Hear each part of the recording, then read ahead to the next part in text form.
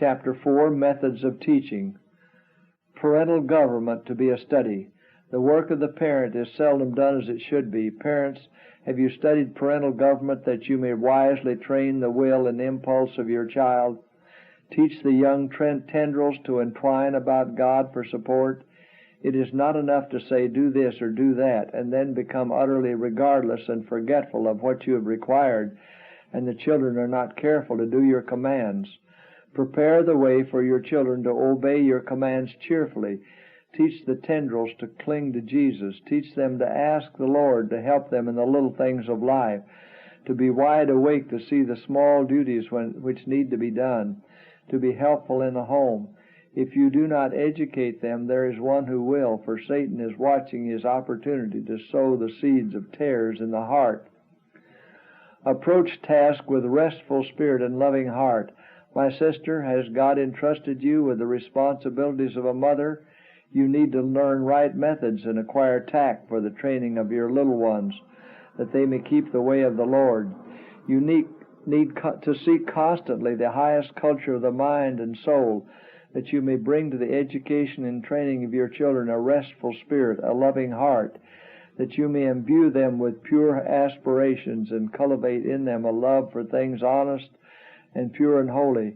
As a humble child of God, learn in the school of Christ. Seek constantly to improve your powers, that you may do the most perfect, thorough work at home and by both precept and example. The effect of a quiet, gentle manner. Few realize the effect of a firm, mild manner even in the care of an infant. The fretful, impatient mother or nurse creates peevishness in the child in her arms, whereas a gentle manner tends to quiet the nerves of the little one. Theories are to be tested. The study of books will be of little benefit unless the ideas gained can be carried out in practical life, and yet the most valuable suggestions of others should not be adopted without thought and discrimination. They may not be equally adapted to the circumstances of every mother, or to the peculiar disposition or temperament of each child in the family. Let the mother study with care the experience of others, note the difference between their methods and her own, and carefully test those that appear to be of real value. Methods employed in ancient times. From the earliest times, the faithful in Israel had given much attention to the matter of education. The Lord had directed that the children, even from babyhood, should be taught of His goodness and His greatness, especially as revealed in His law and shown in the history of Israel. Through song and prayer, and lessons from the Scriptures adapted to the opening mind, fathers and mothers were to instruct their children that the law of God is an expression of His character, and that as they received the principles of the law into the heart, the image of God was traced on mind and soul. In both the school and the home, much of the teaching was oral, but the youth also learned to read the Hebrew writings, and the parchment rolls of the Old Testament Scriptures were open to their study. Teach with kindliness and affection. It is the special work of fathers and mothers to teach their children with kindliness and affection. They are to show that as parents they are the ones to hold the lines, to govern and not to be governed by their children. They are to teach that obedience is required of them. The restless spirit naturally inclines to mischief. The active mind, if left unoccupied with better things, will give heed to that which Satan may suggest. The children need to be instructed, to be guided in safe paths, to be kept from vice, to be won by kindness, and be confirmed in well-doing. Fathers and mothers, you have a solemn work to do. The eternal salvation of your children depends upon your course of action. How will you successfully educate your children? Not by scolding, for it will do no good. Talk to your children as if you had confidence in their intelligence. Deal with them kindly, tenderly, lovingly. Tell them what God would have them do. Tell them that God would have them educated and trained to be laborers together with Him. When you act your part, you can trust the Lord to act His part. Take time to reason. Every mother should take time to reason with their children, to correct their errors, and patiently teach them the right way. Vary the manner of instruction. The greatest care should be taken in the education of youth to vary the manner of instruction so as to call forth the high and noble powers of the mind. There are very few who realize the most essential wants of the mind and how to direct the developing intellect, the growing thoughts and feelings of youth. Teach the first lessons in the out of doors. Mothers, let the little ones play in the open air. Let them listen to the songs of the birds and learn the love of God as expressed in His beautiful works. Teach them simple lessons from the book of nature and the things about them, and as their minds expand, lessons from books may be added and firmly fixed in their memory. The cultivation of the soil is good work for children and youth. It brings them into direct contact with nature and nature's God, and that they may have this advantage, there should be, as far as possible in connection with our schools, large flower gardens and extensive lands for cultivation. An education amid such surroundings is in accordance with the directions which God has given for the instruction of the youth. To the nervous child or youth who finds lessons from books exhausting and hard to remember, it will be especially valuable. There is health and happiness for him in the study of nature, and the impressions made will not fade out of his mind, for they will be associated with objects that are continually before his eyes. Make lessons short and interesting. When parents thoroughly act their part, giving them line upon line and precept upon precept, making their lessons short and interesting, and teaching them not only by precept but by example, the Lord will work with their efforts and make them efficient teachers. Say it simply, say it often. Those who instruct children should avoid tedious remarks. Short remarks and to the point will have a happy influence. If much is to be said, make up for briefness by frequency. A few words of interest now and then will be more beneficial than to have it all at once. Long speeches burden the small minds of children. Too much talk will lead them to loathe even spiritual instruction, just as overeating burdens the stomach and lessens the appetite, leading even to a loathing of food. The minds of the people may be glutted with too much speechifying. Encourage independent thinking. While the children and youth gain a knowledge of facts from teachers and textbooks, let them learn to draw lessons and discern truth for themselves. In their gardening, question them as to what they learn from the care of the plants. As they look on a beautiful landscape, ask them why God clothed the fields and woods with such lovely and varied hues. Why was not all colored a somber brown? When they gather the flowers, lead them to think why He spared us the beauty of these wanderers from Eden. Tell them to notice the evidences everywhere manifest in nature of God's thoughts for us, the wonderful adaptation of all things to our need and happiness. Direct childhood activity. Parents need not feel that it is necessary to repress the activities of their children, but they are to understand that it is essential to guide and train them in right and proper directions. These active impulses are like the vines that, if untrained, will run over every stump and brush and fasten their tendrils upon low supports.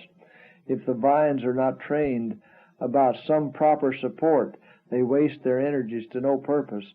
So it is with children. Their activities must be trained in the right direction. Give their hands and minds something to do that will advance them in physical and mental attainments. Teach helpfulness at an early age. Very early the lesson of helpfulness should be taught the child. As soon as strength and reasoning power are sufficiently developed, he should be given duties to perform in the home. He should be encouraged in trying to help father and mother, encouraged to deny and to control himself, to put others' happiness and convenience before his own, to watch for opportunities to cheer and assist brothers and sisters and playmates, and to show kindness to the sick, the aged, and the unfortunate. The more fully the spirit of true ministry pervades the home, the more fully it will be developed in the lives of the children. They will learn to find joy in service and sacrifice for the good of others. Parents, help your children to do the will of God by being faithful in the performance of the duties which really belong to them as members of the family. This will give them a most valuable experience. It will teach them that they are not to center their thoughts upon themselves, to do their own pleasure, or to amuse themselves, Patiently educate them to act their part in the family circle. Fashion character by little attentions often repeated. Parents, in the training of your children, study the lessons that God has given in nature. If you would train a pink or rose or lily, how would you do it? Ask the gardener by what process he makes every branch and leaf to flourish so beautifully and to develop in symmetry and loveliness. He will tell you that it was by no rude touch, no violent effort, for this would only break the delicate stems. It was by little attentions, often repeated. He moistened the soil and protected the growing plants from the fierce blast and from the scorching sun, and God caused them to flourish and to blossom into loveliness. In dealing with your children, follow the method of the gardener. By gentle touches, by loving ministrations, seek to fashion their characters after the pattern of the character of Christ. Give attention to little things. What a great mistake is made in the education of children and youth in favoring, indulging, and petting them. They become selfish and inefficient and lack energy in the little things of life. They are not trained to acquire strength of character by the performance of everyday duties, lowly though they may be. No one is qualified for great and important work unless he has been faithful in the performance of little duties. It is by degrees that the character is formed and that the soul is trained to put forth effort and energy proportionate to the task which is to be accomplished. Talented children require greater care.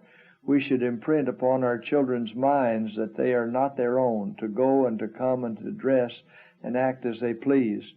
If they possess personal attractions and rare natural abilities, greater care should be taken in their education, lest these endowments be turned to a curse and are so used as to disqualify them for the sober realities of this life, and through flattery and vanity and love of display unfit them for the better life. Refrain from undue notice or flattery. Give children but little notice. Let them learn to amuse themselves. Do not put them on exhibition before visitors as prodigies of wit or wisdom, but leave them as far as possible to the simplicity of their childhood. One great reason why so many children are forward, bold, and impertinent is that they are noticed and praised too much, and their smart, sharp sayings repeated in their hearing. Endeavor not to censure unduly, nor to overwhelm with praise and flattery. Satan will all too soon sow evil seed in their young hearts, and you should not aid him in this work. Read to your children. Fathers and mothers, obtain all the help you can from the study of our books and publications. Take time to read to your children. Form a home reading circle in which every member of the family shall lay aside the busy cares of the day and unite in study.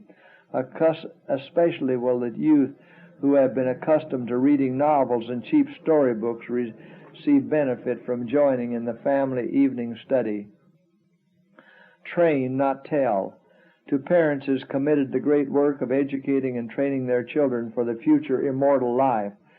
Many fathers and mothers seem to think that if they feed and clothe their little ones and educate them according to the standard of the world, they have done their duty. They are too much occupied with business or pleasure to make the education of their children the study of their lives. They do not seek to train them so that they will employ their talents for the honor of their Redeemer.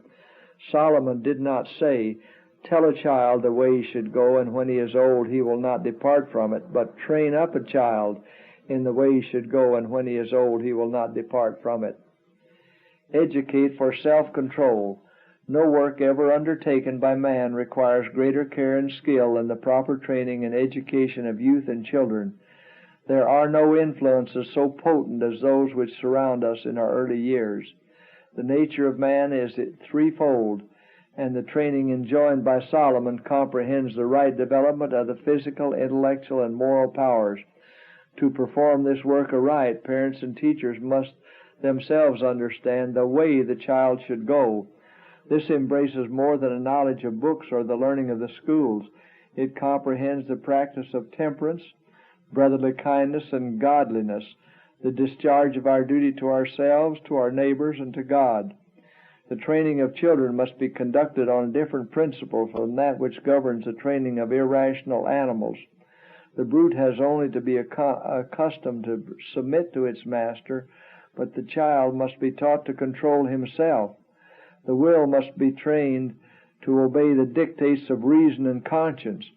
A child may be so disciplined as to have, like the beast, no will of his own, his individuality being lost in that of his teachers. Such training is unwise, and its effect disastrous. Children thus educated will be deficient in firmness and decision. They are not taught to act from principle. The reasoning powers are not strengthened by exercise.